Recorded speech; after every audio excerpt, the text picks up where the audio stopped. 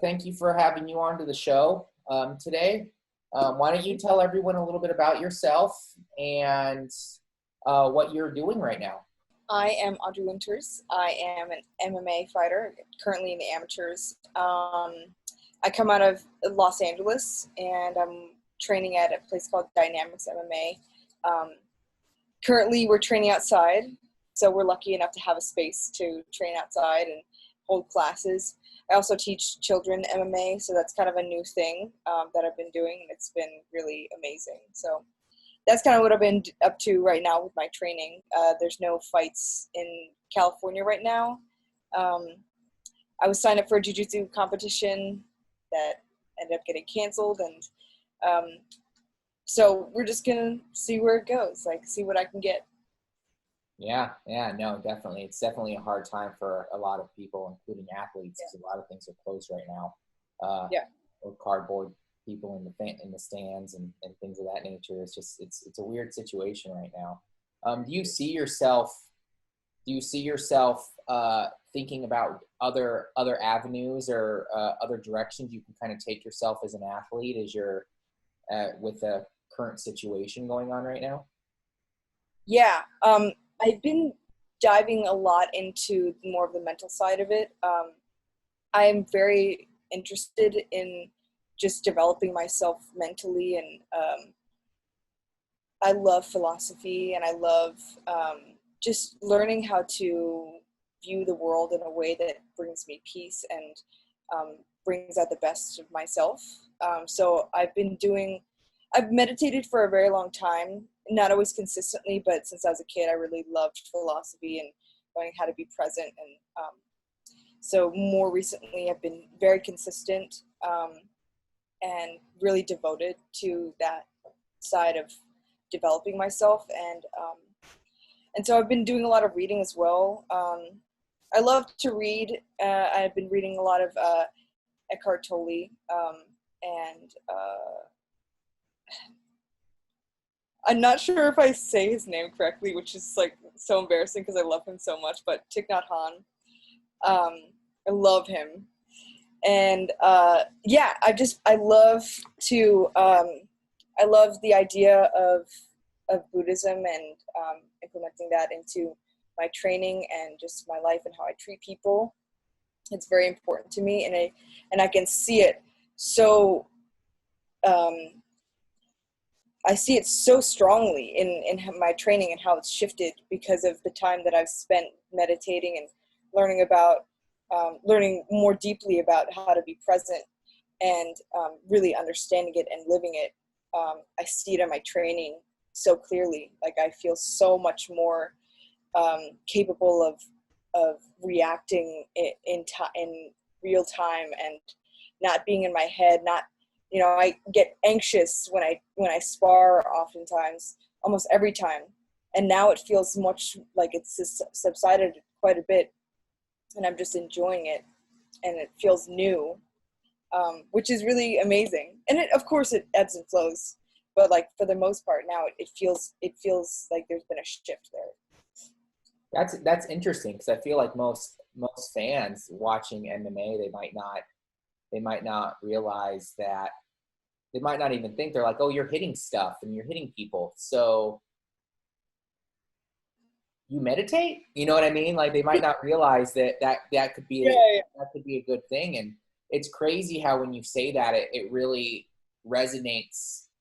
And that's one of the reasons I got into this field, because I saw such a huge, not just passion, but a huge connection between business and growing as a business and growing as an athlete, because it's kind of a lot of the same kind of dynamics of you have to learn new things. You have to grow from failures. You have to keep going, because it's a struggle. It takes time, it takes money, and it takes a lot of effort to get to where you want to go. I really like what you said about the anxiety side, because that really makes me think, because I have really bad anxiety myself, and I tend to, similar to what you said, I personally work out and I run and I do all that stuff to watch my anxiety. But my wife always nagged at me that I need to get back into meditation. And so maybe that's something that I'll force myself to start doing again to clear my mind, Yeah. especially right now. Yeah. I'm definitely a very yang person, so I need that yin, as you know, it balances me out. So also I've been surfing more, so that's another kind of yin thing. Nice. So I think I'm like, I just have this energy in me that's like, as a kid it was very aggressive, like just wanted to throw things and like punch people. But now I do that often and in a enclosed environment.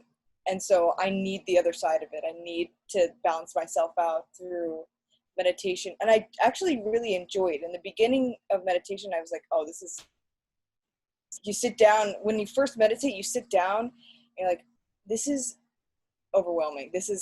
I'm thinking way too much. This is not peaceful. It's just, it feels like the opposite of what it should be. But as you do it continuously, you start to like really deeply understand what's actually happening. Like what is meditation? People, I think, even myself, like I'll fall into the, like, I'll start to think, oh, I should, presence equals peace.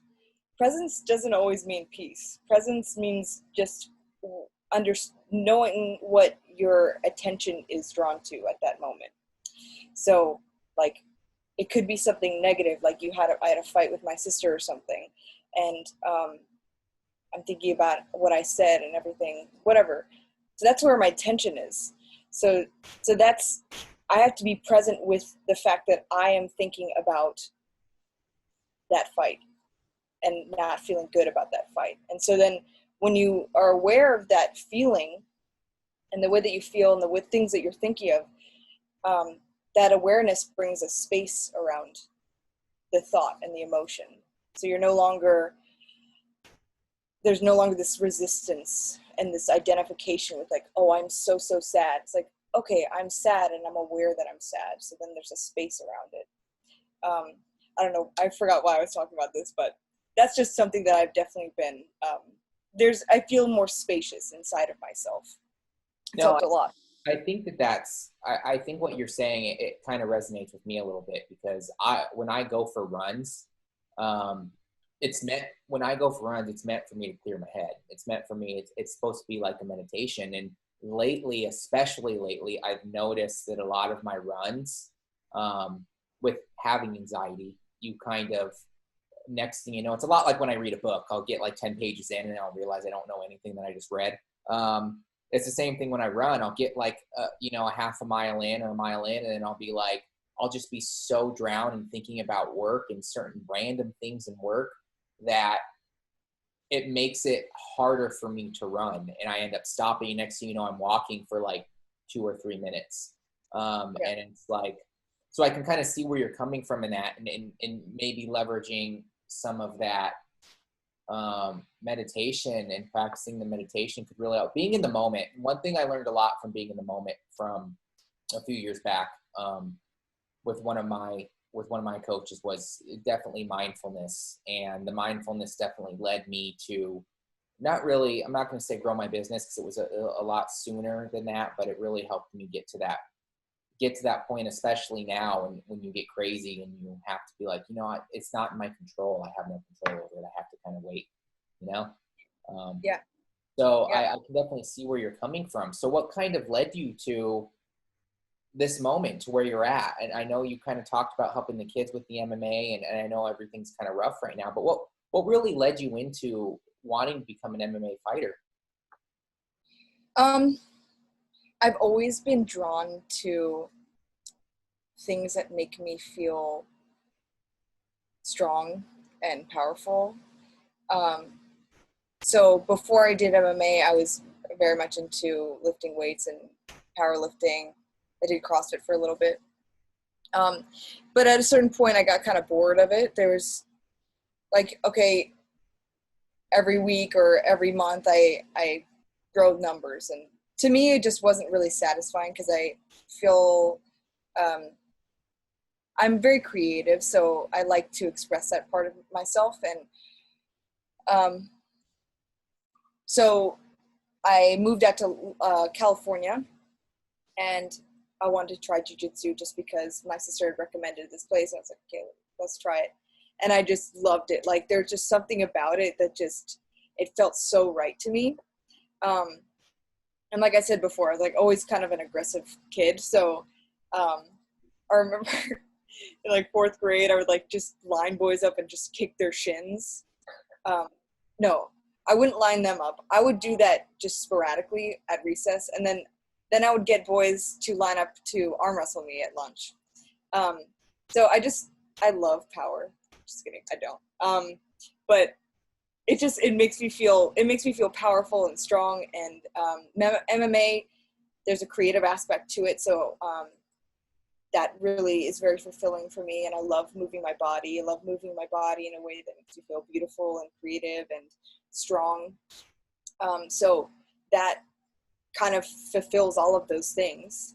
And then on top of that, there's an enormous, it's MMA or martial arts is just is life. Like, you can dive into any part of martial arts, I think, and find a reflection in real life and learn from it and grow from it. And I've grown so much because of the sport. I can give so much credit to like my own wellness and me starting MMA. And I was lucky enough that I started at a place that was very, my head coach is very nurturing in the best way.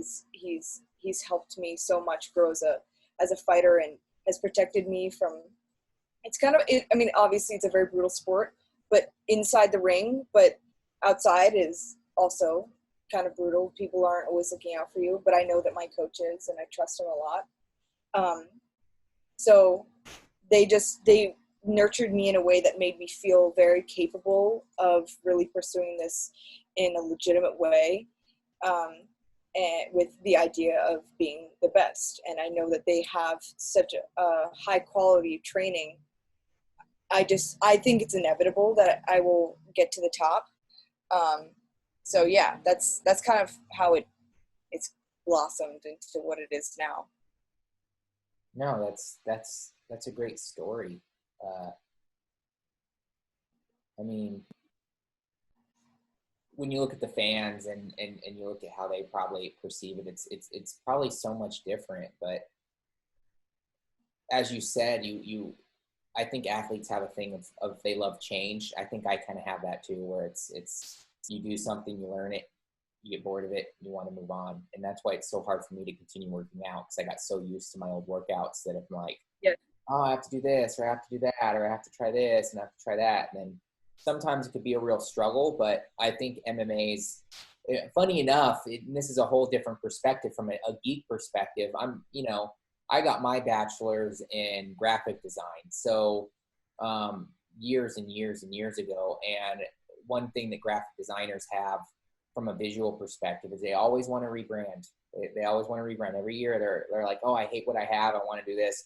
And I think I got to the point where I was like, I can't do this anymore. If I'm going to grow my brand and stay consistent, I need to really stick with one thing. And so I really got really big into the online searching, the online search optimization and Google search optimization, stuff like that. Because that's ever changing. It's always, it hits that anxiety spot, but that's off subject. But no, it's very, I think it just goes to show you that everything's kind of connected, and that's one of the reasons I really like working with athletes like yourself, is because I feel like everything in sports, no matter what sport, no matter what you're doing, there's always a frame of connection between people and things. So what has been your biggest transition with the sport? We could say with everything going on, but in general, with, let's say, what was your biggest struggle with the transition from, well, let's say this, like with what you're doing now, because I know you're going to school, correct, as well? Yeah. How has that impacted your training and everything that you're trying to do? Oh gosh. You can say as hard as crap if you want. That's totally fine. Well, frankly, I hate school. I love learning, but I don't like the setup of school. I've always felt like there's too much pressure on the numbers and like not enough like excitement and passion for the actual subjects. In high school, I went to a really great high school, and there were a lot of teachers who were very passionate and very giving, and in retrospect, that was a really great school. At the time, I hated it. I'm very dyslexic, so there definitely is an element of anxiety with school. In elementary school, it was definitely kind of traumatizing. A lot of my teachers were very mean to me because of my learning disability. I don't even really see it as a disability, but like some people say it is. But I just learned differently. And so now I'm in school. I try to enjoy it as much as I can because I'm grateful that I have the opportunity to have an education, and I'm grateful for my dad for helping me with that. But I don't feel super inclined to go, but I do. And, I just make time. I just make time for the schoolwork that I have to do. And I make sure that I always have it on my calendar, like do your schoolwork. I have this little slot of time. Most of the time I do it. Sometimes I don't. But yeah, it's just, I can manage my time pretty well. So I know if I have to do something, I will do it. So I'll put in my calendar that I'll do it at this time. And I hate having free time where I feel like I'm not being productive in some way. So it's actually good for me to have that time in between training to be doing the schoolwork, because otherwise I'd always find something to do, but like it's good for me to have some kind of goal outside of the training, because my family, there is definitely a good amount of, don't want to say pressure, but like my family's pretty well educated, so I kind of have to be a part of that. So Yeah, I'm kind of the same way. I mean, I'm not gonna complain right now, but I have a 1-year-old, and my calendar is my life, as I've told you, especially, have to have slots here. Even to do work, I have to block off 2 or 3 hours for work. But having a 1-year-old is tough. It's hard, but not just for the reasons people think it's hard. It's different for everyone, but I'm the same way. I'll sit down and, I'm at that age now where, I don't just sitting down and watching TV or, even games. I don't even really play. Like when I was a kid, I loved video games. Can't even do that anymore. My mind is so everywhere. But having a kid makes you want to, you're not really doing anything, but you're doing something because you have to take care of them. And so you have that anxiety of, I need to do something, but I can't. And so no, we're pretty similar in that way. I think that's one of the reasons I got into this field, is because I think I have a lot of the same similarities as athletes. My dad was an NFL kicker for a while. I just went a different direction, and I just kind of wanted to combine both my passions together. Hence why, like I said, I work out and stuff. But it is tough. I can understand the school. I've always thought it was strange how people get jobs and they work not to work.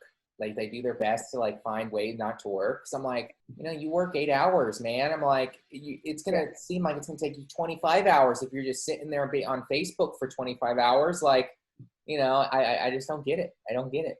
Yeah. But everyone has their path, and like some people, like that's how they want to live, and that's fine.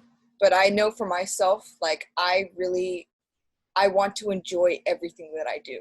I don't want to have any part of my life that's why I've struggled with school, because I don't really enjoy it. I do my best to enjoy it, but it's just, sometimes it's just not there.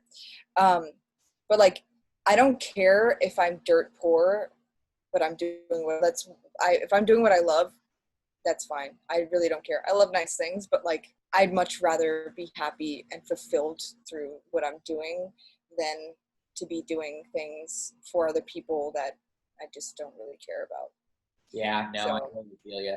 I think having the business mindset that's very similar. If you don't have, like with you working with kids in MMA, I would assume if you didn't like it and enjoy doing it, you wouldn't be doing it, you know? yeah, And it's basically a business what you're doing, and it's very similar in that aspect. Is if you're not enjoying what you're doing, then you're gonna get sick of it pretty fast. And school was the same thing for me. The only cool thing about school was you knew that, hey, I have a class and I have 2 hours of homework. It was very, very similar to the corporate world where you knew you were going for 8 hours and you were done. You yeah, knew that you could set your time up for something else. I think being an athlete, you probably would agree with me, it's a little bit different than that. And that's probably why you meditate and why you work with the kids, because it's like you get to combine multiple passions together. You still get to kind of train a little bit, but you get to learn with kids and you get to do something you love. No, I mean, what are you going for school? What are you going to school for again? I am going for communications. And my idea with that is like, I want to be able to communicate my story well. And, at a certain point, I know that I'll have press conferences and have to do PR. So I find that hopefully I can get something out of this education that I can use for real. So far, I've learned some things, but I think most of it is I have to do it. Yeah, you have to do it. One thing I noticed when I got out into the business world is I learned more in the first year in my business than I learned in the corporate world over 10 years corporate world, and it's very similar. I mean, I do really preach a lot in telling the prospects that I talk to, my clients, et cetera, that as you grow, make sure that you're leveraging your time efficiently, learn stuff in PR, learn stuff in that. But at the end of the day, just hire someone else to do it when you get to that point, because there's no need to stress yourself. Know enough that someone's not screwing you over, or you just don't understand what they're doing and you're all over the place. But yeah, you always have to learn as you go. I was really bad at school too. I was going to go back for my MBA, and I tried studying for it for 2, 3, 4 weeks. I was grinding it, and then I realized that I'm like, I could probably just open a business and not have this much debt and grind out for a couple of years instead of pay $40,000, $50,000. And those tests are hard. Like you said, like I'm not a test taker. So I'm always an overthinker, and I look at this, go A, B, or C, or D. It's like, why do tests have to be that way? And that's why I like athletic stuff, because even though it's a grind and it's all different with whatever you're doing, you always can set yourself up with a goal without having these weird barriers of, oh, well, now you have to take this test and pay us $800. My wife's a family trauma therapist, and she has to, take tests and, pass licenses every year and do all that stuff. And I'm like, I don't know how you do that. Yeah. Just giving the government money. Yeah. I think that I like to set my own goals, and school kind of like sets their own standard for what progress is. And so I think progress is very fluid and very, very personal and subjective. So what I find myself progressing in, or seeing progress in myself, someone may be like, that's nothing. Like, you didn't do anything. But so it's different for everyone. But yeah, I think school kind of like, they're putting a lot of people who are very, very different into a box, and making them like setting these goals that if you don't reach them, it made me feel like, oh, I'm just not good enough. But it's like the reality is, or I'm not smart. But the reality is, like, intelligence is very fluid, and it's a scale, and there's people who are very intelligent in one way and then maybe not so much in the other, so it's just, I don't know, the system just doesn't really make too much sense to me. And I don't know, I don't have an alternative, so. And it's hard because I think that there's only so much that, the schools can do to really try to fix the situation. And at the end of the day, you see a lot of people preaching, hey, you know, if you want to open business, if you want to become successful, you don't need to go to school. But in turn, I know that they put you in this box, but I think at the end of the day, I think school, no matter what practice you're in, yes, they basically just put a label on something and say, learn this, even though when you get out, you learn 100 times more within the first year as you did in school, that it's really just to grind yourself to teach yourself, like going out there and helping the kids and going out there and still practicing, setting stuff up on your calendar. Like I've worked with people in the past that, I mean, owning a business, you have multiple employees throughout the years, and I've had employees that, you know, the smallest things, and I'd be like, really? Like, how do you not understand that? You know, like, nothing against them, of course, but it's one of those things where I feel like school's really there to kind of teach you to teach yourself. And so as long as you're able to realize that, even though it's a grind. Yeah. You know. No, I agree. I can give a lot of credit to how I am now in good ways, to my high school education. I think like what you're saying is so true. I think that it's helped me build skills and like how to have a work ethic. Everyone at my school had an amazing work ethic. So that's just like the standard for me. So yeah, I think that it definitely helped me build skills. Also, like manners and etiquette came along with that. But yeah, it's like I couldn't tell you like what I learned in my 9th grade history class, but like there's some like basic concepts from that school that were instilled in me. Yeah, if I heard myself saying this in high school, I was just like, what are she talking? I hated high school, so. Me too.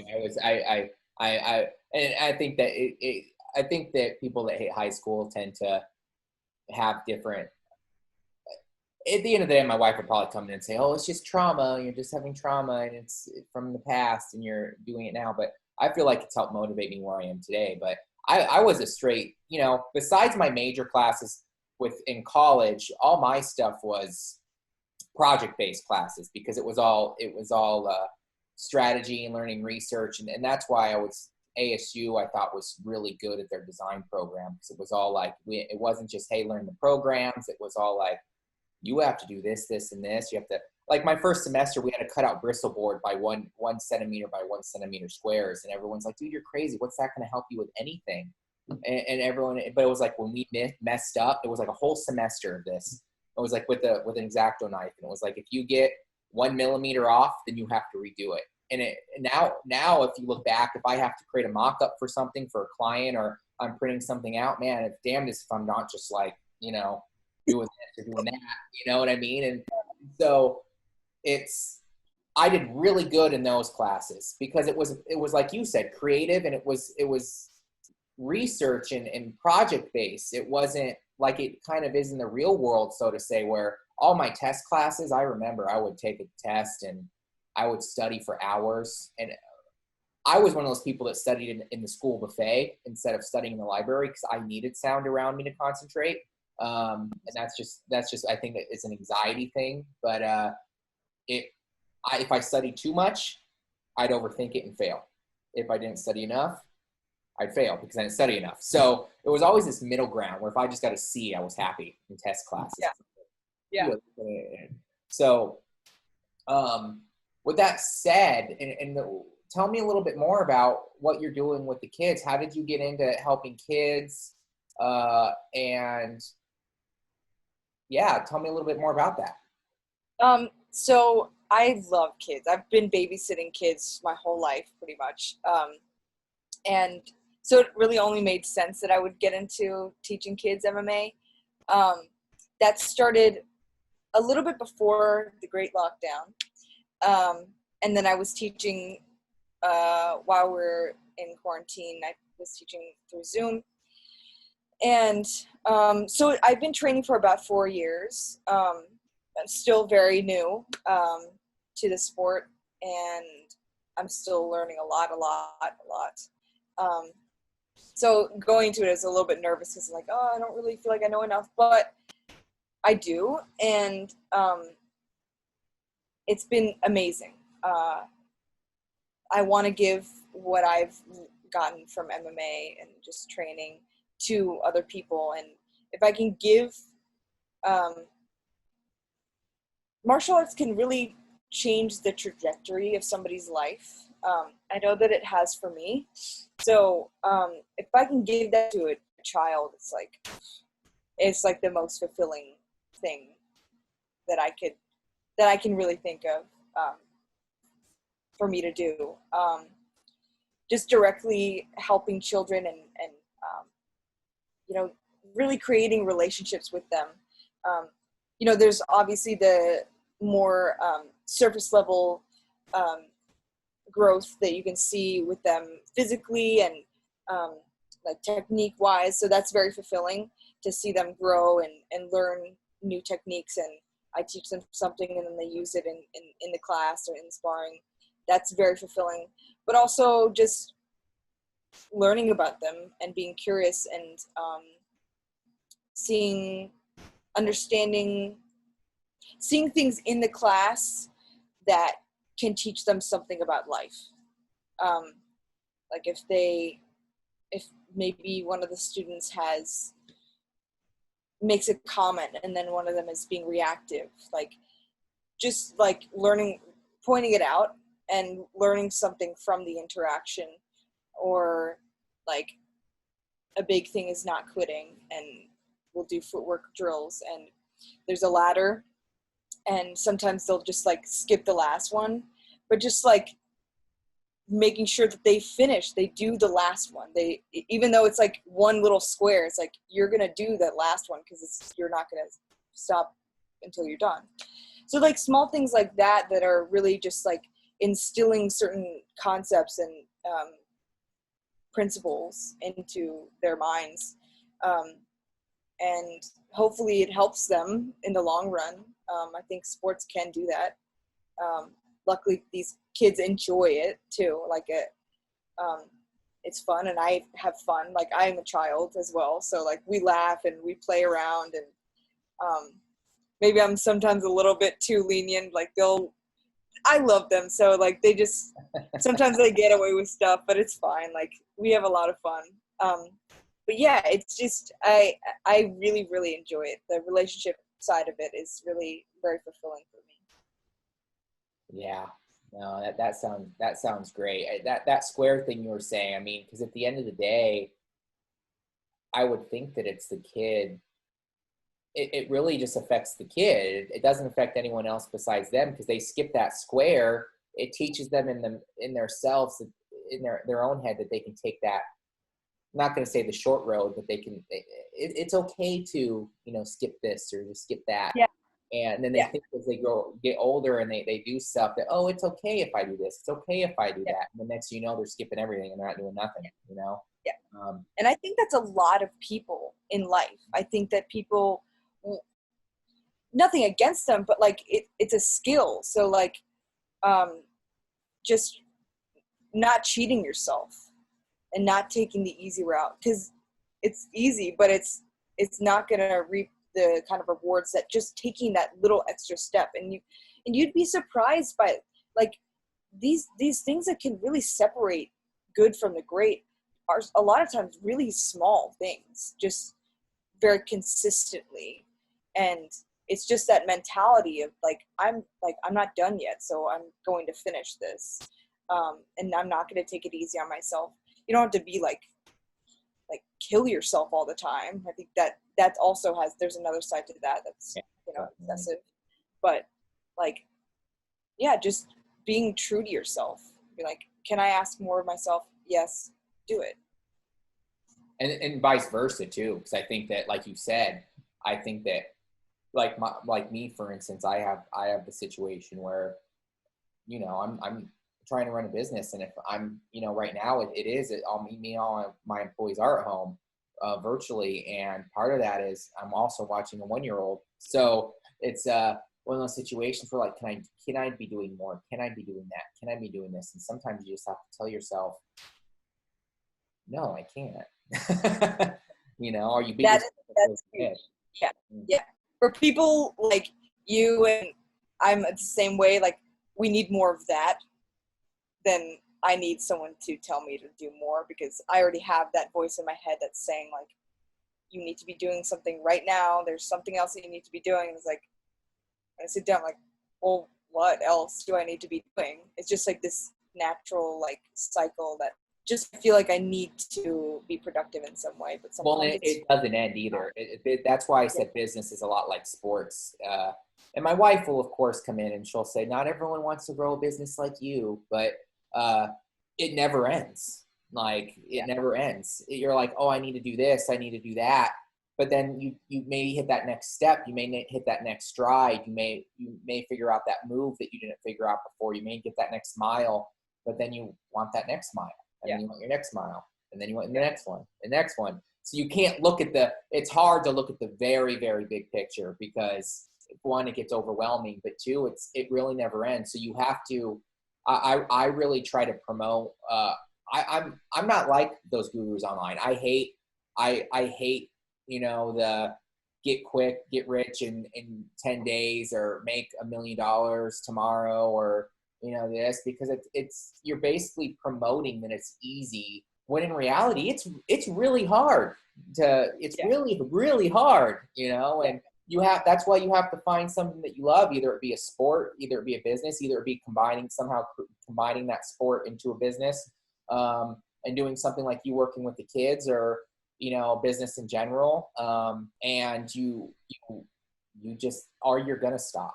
You're going to stop, and you can't look at the big picture. So you do, but you don't. That's where my practice of presence has really helped me a lot. Just like feeling whole, because I already have everything, you know, like this moment is all that I need, and it makes me feel like not so stressed out about like how I need to be doing something else or where I need to be, and thinking so much about the future. Like each moment is a gift, and this moment is literally the only one that we have. So that's helped me a lot with that side of myself that I've struggled with a lot. Just like, I remember just absolutely dreading any time, like I was saying before, like time in between where there's like nothing for me to do. Like I would hate that, like hate it. So now I feel more like it's okay if I don't do anything for like an hour, like that's fine. It still is difficult sometimes, but like definitely just enjoying and being grateful for the moment that I have, and feeling okay with feeling okay with myself has helped a lot with that. Yeah, and the fighting in general probably goes hand in hand with that. Like you said earlier, it probably really helps you feel satisfied, and you're releasing energy, you're growing, and you're able to, you know, feel accomplished, as well as the mindfulness side. Yeah, I'm never truly like, I'm pretty insatiable, like it's like that, like I still want, I never leave a training session, very rare occasion I will feel like I did something there, like I feel good about that, but there's always more, you know, there's always better.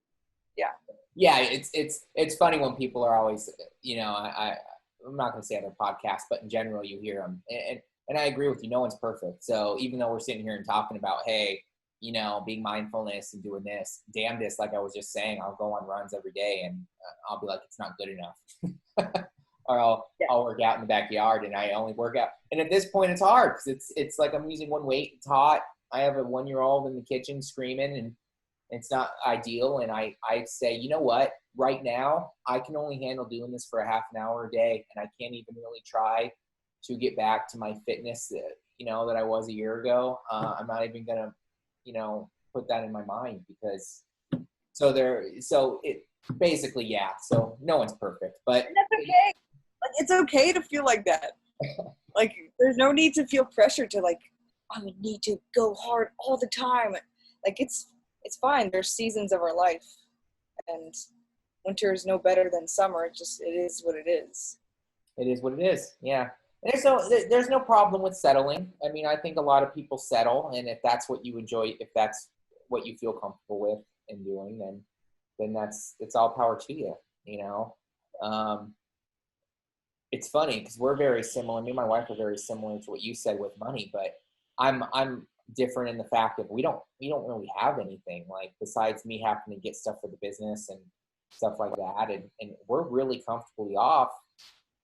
That's just because we don't buy anything. Like we don't need that $1 million home. We don't need that. You know, we have 2 cars that are paid off.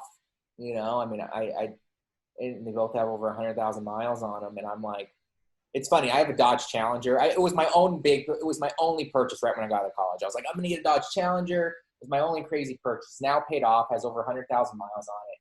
And I like tell my wife, like, I'm gonna trade them for a Prius just because I don't really, I don't even care anymore. Yeah. Yeah. Yeah. Like you have clear priorities.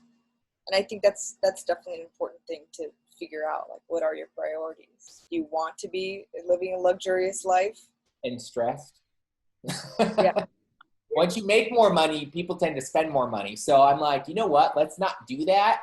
And let's just pay everything off and know that if something bad happens or we're in like situations like now, that we don't have to worry, you know? Yeah. Yeah, I think that's very smart. Yeah. Yeah. So what are some, I know right now we're kind of helping you with one of our marketing accountability packages. So with I know we've talked in the past about this, but what is some advice with maybe what you've learned or what you've as you're growing as an athlete that you can what's some advice that you could give to other athletes as they're trying to grow themselves and their brands? So I think 2 things. So one of the things is take it slow. I think we've talked about this before. It's like it doesn't have to be like things aren't going to happen right away. So there's a book one of my old coaches gave to me called The Compound Effect, and it talks about how little things every day or little things consistently add up in the long run. I think GSP said, don't do a lot in a little amount of time. Do a little in a long period of time. That's not what he said verbatim, but that's the gist of it. And I very much believe in that. Like, I believe in just being consistent over a long period of time, and just looking for those ways to improve, and not settling, but not like going obsessively like I need to be doing more, I need to be doing this and this and this in a way that's not sustainable. I know for myself, like social media it is a challenge for me. So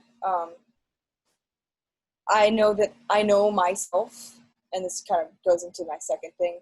Like, I think knowing yourself is super important before you really, or I mean, I guess you can learn as you're going, but understanding yourself and really staying true to yourself and being just unabashed with that, and being honest and authentic with what you want to put out in the world, and your legacy, I guess. And so just like kind of finding points that for me, I just believe I want to help people. So like, how can I help people? What is something that I can offer to others? So that's what I see my business as. It's like helping people in the ways that I've grown, and I think that I can, things that I've learned that can help other people. So yeah, just being authentic and being yourself. That's kind of like a generic thing, but like, I think it's very individual. You have to figure out what that means to you. What is authenticity? And yeah, so I think those are the 2 main things that I feel that I've been focusing on with my business and growing that. No, I think that's good. I think that's good that you brought up the take your time scenario, because I've noticed the same thing in business. I mean, I think it's very similar. I mean, if you were to look at corporate brands that get large investments, what are the things that I always say when they fail? Oh, they grew too fast. They put too much money here, or this didn't work, or they spent too much money here and they failed. I think it goes very similar if you start from the other end. You don't get an investment. You start small. Like, yes, everyone would love to be, an influencer or this, not, but not everything's cake and glory. And that's one thing that I really try to promote. I'll get prospects in the door that will come to me and they'll say, I need a brand identity by tomorrow, or I need a website in 3 days, or we need to get leads tomorrow. Like, we need to get 10 leads tomorrow. And I say, hold up, like, back up a little bit. Let's go through the research. Let's figure out what works. Let's figure out some customer profiles. Let's build you a brand that works for your audience. Like, all those kind of things we promote not doing it fast, because when you do stuff fast, it doesn't turn out like you want. And the next thing you know, you're just redoing it anyway. I mean, it's very similar to social media is all part of that. And that's why I have a struggle with social media myself. So it's funny that I provide social media, but that's why I have content writers and employees on staff, because I'm not I damnedest if it's hard enough for me to do these podcasts, because I don't like taking selfies. It's not my thing. And so it's like, how do you promote a personal brand and give value? And you do have to learn a little bit. You have to get past that anxious side. But it's going slow and not looking at every like, every follow. Look at those, but look at them from a different perspective. Look at them from the perspective of, did I give out something of value? Is this helping somebody? And if it's not, then maybe I steer away from that in the future, or stuff like that. And then it will come. It just happens. Everyone says it just kind of, you hear the millionaires, and even if money's not your thing, the happiness side too, depending on what makes you happy, and the goals you're trying to achieve, it happens. You just have to, like you said, stay persistent and just enjoy the journey. My dream car has always been a Dodge Viper, and I don't think I'll ever get one, but because I don't really, I don't really want, I don't, like I said earlier, I was thinking about getting a Prius, so it's like, I don't know if I want one anymore. But it's that goal, it's that goal of, well, if I got my Dodge Viper tomorrow, then what am I going to want next? That's true. Yeah. And it's the same, what you said earlier, you always want more. Like, so it's that dopamine, you always want more, and I'm ranting now, we want, the ego likes to want more than it likes to have. So I find that to be very true. Like, the chase there's something exciting about it. So then when you get it, whatever you want, it's like, well, this is it. And that right there, how you said that, I think is the prominent factor in being an athlete, or like even owning a business, is what you just said, is the chase. You're enjoying every step, and you get these little gratifications along the way that help you get satisfied, a little bit of satisfaction from it. But yeah, I mean, if I were to make millions tomorrow and sell my business, I'd be like, well, what now? Yeah. Yeah.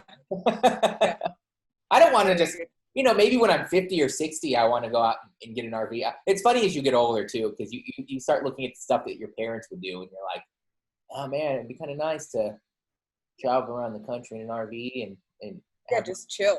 Not ready to go yet, but maybe one day. So I know now you're helping kids and everything. I want to thank you for coming on. We could probably chat all day, so I'm gonna try to cut it off. But why don't you tell one? I'd love for after the call you kind of give me those books. I'd love to shout out those books that you're reading for anyone who might want to take a gander at them. And two, why don't you tell everyone where they can find you, and if possible, get a hold of you if they want any sort of training or any sort of advice. Yeah. So you can use my Instagram to contact me. It's audrey.winters. That's what I use primarily. I also have an athlete page on Facebook, so you just look up Audrey Winters MMA. And yeah, I do personal training, adults and children. So if you are interested in that, you can contact me. I'd love to help you. Yeah, that's what I use. Yeah. All right. Well, thank you for being on. I really appreciate it. Yeah. And I think that's it for today's brand power analysis. And I hope everyone has a good rest of their day. Yes. Thank you.